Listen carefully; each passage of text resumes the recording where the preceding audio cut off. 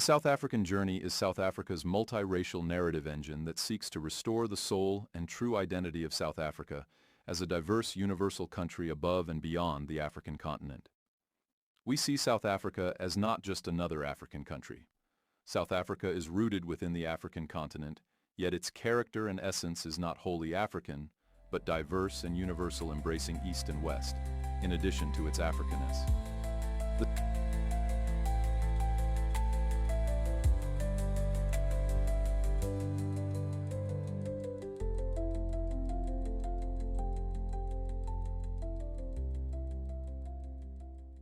Introduction. Rot at the core is not a metaphor, it is a diagnosis. Johannesburg, once a proud economic engine and cultural capital of Africa, has been hollowed out from the inside by a poisonous mixture of cadre deployment, racial manipulation, ideological madness, and institutionalized corruption.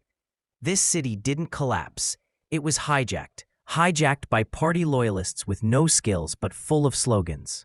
Hijacked by race baiters who used history as a shield to loot in the present. Hijacked by globalist ideologues preaching, "No borders, we are one," while criminals, cartels, and illegal operators flooded in, unchecked and unaccountable. This is not just a story of failure, it is a story of betrayal. Of a city that once lit up Africa, now flickering in darkness. Of trash piling up while tenders vanish into shell companies. Of potholes growing while the elite fly overhead. Johannesburg's rot is not unique, it is a warning. What happened here is the final stage of a political virus that starts with promises and ends in ruin. Lesson 1. The Great Betrayal. How a city was handed over to cadres, not leaders.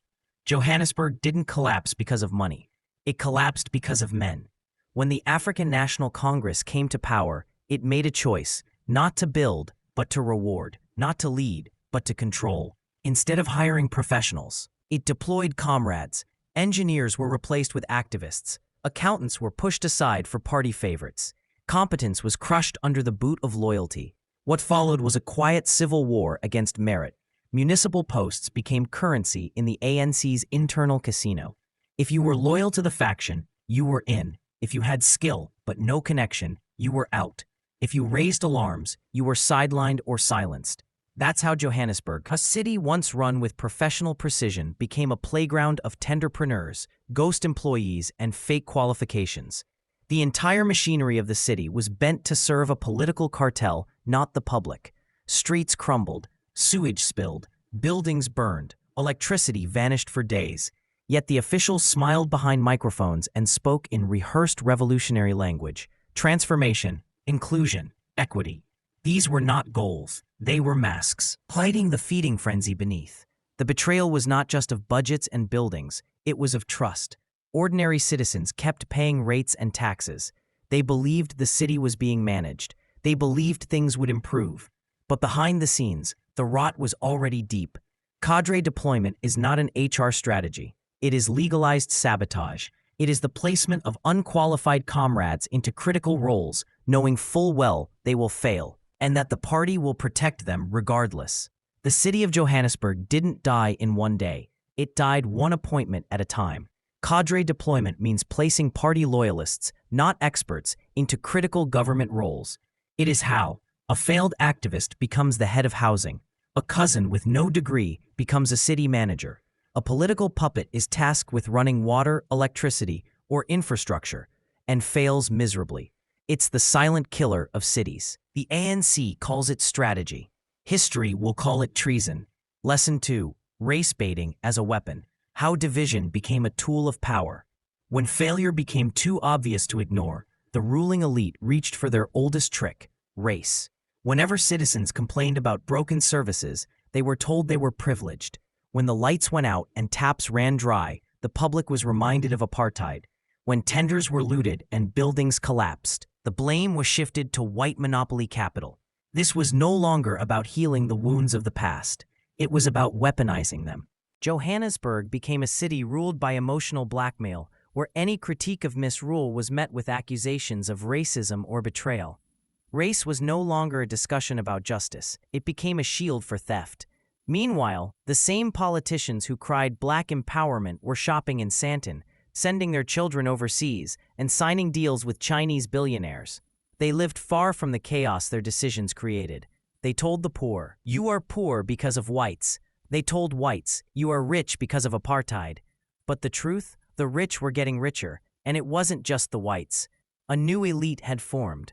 Not builders, not entrepreneurs, but political middlemen who grew fat off state contracts, kickbacks, and backroom deals, while race continued to divide the streets. This race baiting was not about justice. It was about distraction. Keep the people angry at each other. So they never unite to face the real enemy. And that enemy? A political class drunk on power, protected by slogans and immune to shame. The politics of blame. When you fail to deliver, blame the past.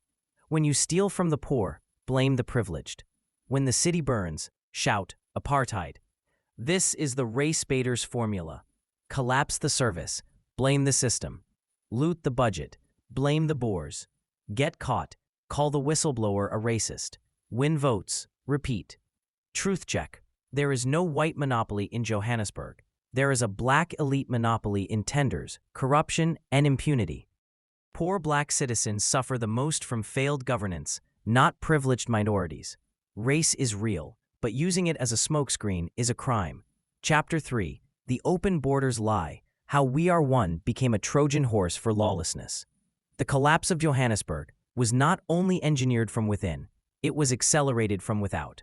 With emotional slogans like "We are one," "No human is illegal," and "Africa for Africans," the city was told to open its arms. What followed was not unity. It was uncontrolled entry, parallel criminal economies, and a surge in lawlessness disguised as liberation. The idea sounded noble: tear down the borders, welcome everyone.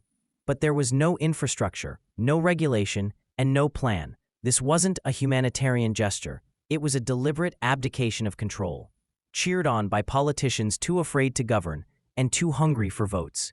While legal immigrants came in search of better lives, criminal syndicates followed. Fake IDs, hijacked buildings, drug corridors, black market everything, from electricity to medicine. The city became a haven for human trafficking, counterfeit goods, and violent turf wars. Illegal operations flourished, protected by silence and slogans. By the time authorities acted, it was too late. Police stations were outgunned. Home affairs was overrun. Bylaws were a joke. To question it made you xenophobic. To enforce the law made you anti-African. So no one did anything. Meanwhile, poor South Africans, especially in the townships, bore the brunt. Jobs vanished into informal networks. Clinics and schools overflowed. Rent skyrocketed as syndicates took over buildings. Foreign criminal gangs set up permanent bases. The rich and the political elite didn't feel it. They lived in gated suburbs and flew over the chaos. But for the working class, Johannesburg became a battlefield, and they were caught in the crossfire. Open borders was not an act of love. It was an act of state negligence. And those who pushed it have never apologized for the blood it spilled. Chapter 4.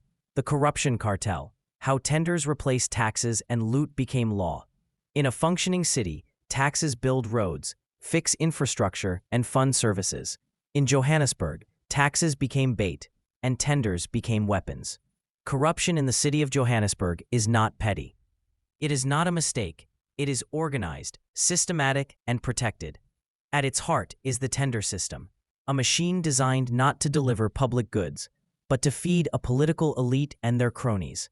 Contracts for potholes that were never filled. Millions paid to companies that don't exist. Buildings hijacked, then rented back to government by middlemen. Sewage systems left to rot, while inflated budgets vanish into shell accounts. The rot is industrial in scale. And it's no longer hidden. From city power to Joburg water, from housing to infrastructure, every department became a battlefield of backroom deals and kickbacks. Internal whistleblowers were threatened, suspended, or eliminated. Oversight bodies were neutered. Investigations were buried. The rule of law gave way to the rule of loyalty. And above all of it stood the political gatekeepers, mayors, NMCs, party structures, who ensured the right comrades got paid. Here, corruption isn't the byproduct of poor governance. It is the governance. The city's collapse is not a side effect. It is the business model. And the ones paying the price, The citizen stuck in traffic on a broken road. The nurse working without electricity in a dark clinic. The child walking past open sewage on the way to school. This isn't just theft, it's economic terrorism. And it's not just destroying Johannesburg, it's eating the soul of South Africa itself. Tender tricks, 5 dirty games that loot Johannesburg blind. These are not errors, these are engineered crimes with polished execution. 1. Ghost companies. Paper companies with no offices, no staff, no equipment, just a bank account.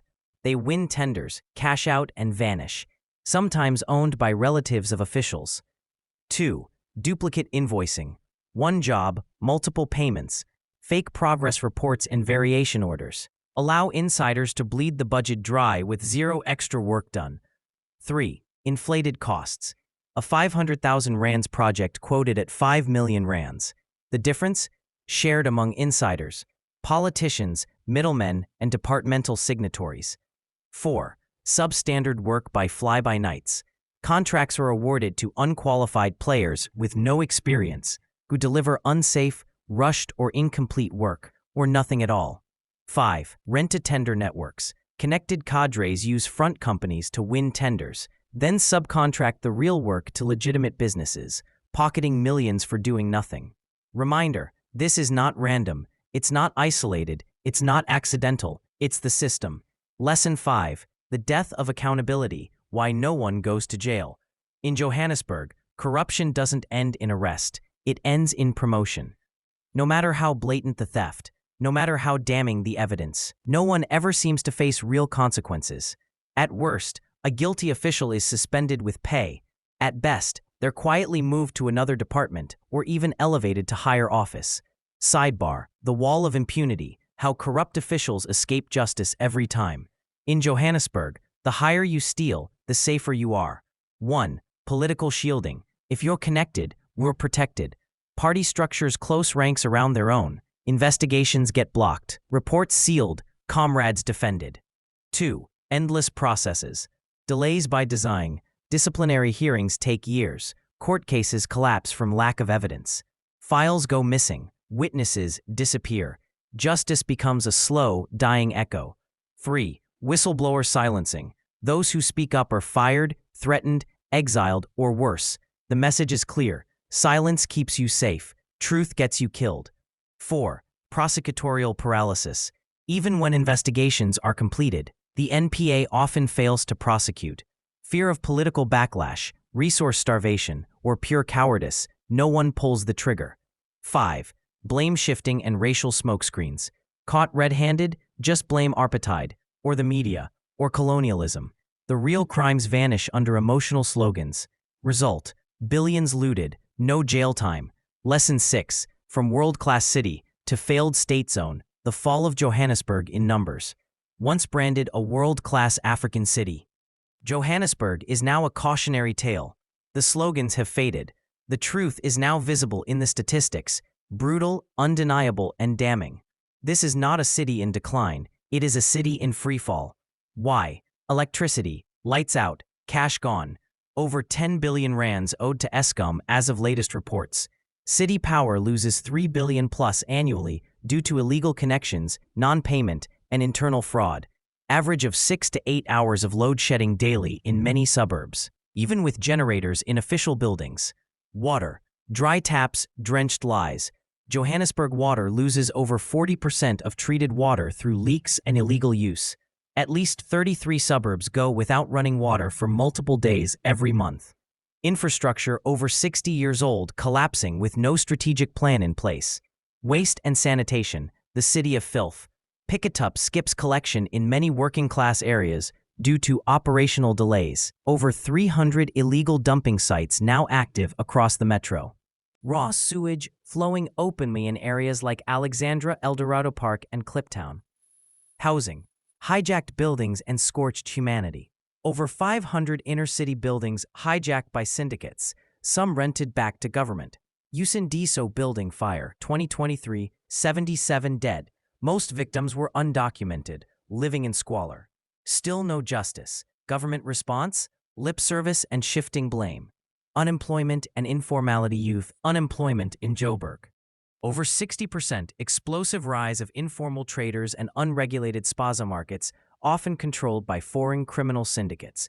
Municipal bylaws not enforced due to political interference and xenophobia fearmongering. Crime. The lawless capital, Johannesburg, now ranked among the top 10 most dangerous cities in the world. Hijackings, kidnappings, extortion rackets, and illegal mining operations rampant, often with political protection. Johannesburg's fall is not poetic, it's mathematical. Every number tells the same story. Collapse, cover-up, corruption, repeat. The only thing growing in Johannesburg is the gap between the people and their so-called leaders. End. Snapshot of collapse, the rotten numbers behind the slogans. 10 billion rands owed by the city of Johannesburg to Eskom, while streetlights stay off and officials drive German sedans. 40% water loss. Almost half of treated water disappears through leaking pipes and illegal connections, while children carry buckets for kilometers. 500-plus buildings hijacked by syndicates in the inner city, while government looks away and tenants pay rent to criminals. 77 dead in the Usindiso building fire, a tragedy the city still hasn't answered for. 60% youth unemployment, yet millions spent on empowerment events, youth dialogues, and photo ops. Top 10. Johannesburg ranks among the world's most dangerous cities, with hitmen, hijackings, and home invasions a daily reality. 3 billion lost annually by city power due to theft, non-payment, and sabotage, while the lights stay off for the poor and shine bright for the connected. Slogan said, a world-class African city. Reality, a failed state metro held hostage by cadres, cartels, and cowards. Lesson 7, how activists replaced administrators. When revolutionaries took over the control room, a city is not a battlefield.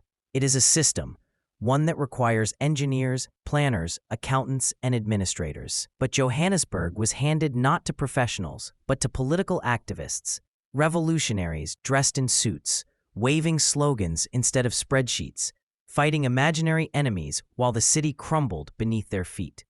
For them, governance was not a technical task. It was a stage for struggle. City officials became commissars. Meetings turned into political lectures. Decisions were made not on data, but on factional alliances, ideological purity, and loyalty to the party line. They didn't see leaking pipes. They saw colonial infrastructure. They didn't see failing services. They saw imperialist legacies. They didn't see corruption. They saw strategic deployment of resources. In this warped worldview, technical expertise was treated as arrogance. A qualified city planner who challenged a flawed housing plan was labeled elitist. A financial manager who flagged irregular tenders was told they were undermining transformation. Real administrators, those who cared about delivery, were either pushed out, sidelined, or replaced by comrades with loud voices and thin resumes. Municipal governance became a revolutionary theater. City Hall became a battlefield for factional wars. Service delivery became a casualty. Meanwhile, the city bled, projects abandoned halfway, budgets unaccounted for, contractors paid in full for ghost work, urban planning documents reduced to meaningless vision statements. The idea of neutral, competent, ethical public administration was ridiculed. In its place rose a dangerous lie, that political struggle was more important than actual delivery. And Johannesburg, it became the guinea pig, sacrificed at the altar of permanent revolution. Here's the sidebar titled, From Engineer to Enemy, How Skills Became a Threat to Power. In Johannesburg, competence became a crime. Process. Offers solutions based on evidence. Follows regulations and procurement laws. Questions irregular spending. Insists on accountability. Result, sidelined, sabotaged, or purged. Comrade. Echoes slogans and praises leadership, approves tenders without due process, ignores policy if it benefits the faction, turns a blind eye to theft. Result, promoted, protected, and celebrated. Welcome to the political inversion. Honesty equals disloyalty. Excellence equals threat. Compliance equals betrayal. In the new Johannesburg, knowing your job makes you dangerous. Behind the collapse of the city is not just corruption, it's a climate of intimidation, a system built not only to loot, but to crush anyone who resists the looting. The reality: whistleblowers are threatened, demoted, or killed. Senior officials who speak out are targeted by fake investigations. Workers who question irregularities are isolated and labeled troublemakers. Journalists are blocked, smeared, or stonewalled by PR spin machines. Even members of oversight committees are coerced into silence by factional pressure. This fear is not imagined, it is cultivated. Speak up and you will be punished. Stay quiet and you will survive. This is how the rot spreads, not just through greed, but through terror. And so the city bleeds slowly, not because no one sees the wounds, but because those who do are too scared to scream. In a truly free city, people don't whisper the truth. They shout it in Johannesburg. Truth is now spoken in corridors, in hushed tones, in car parks and late-night phone calls, because everyone knows one wrong word and you're out, or worse, gone.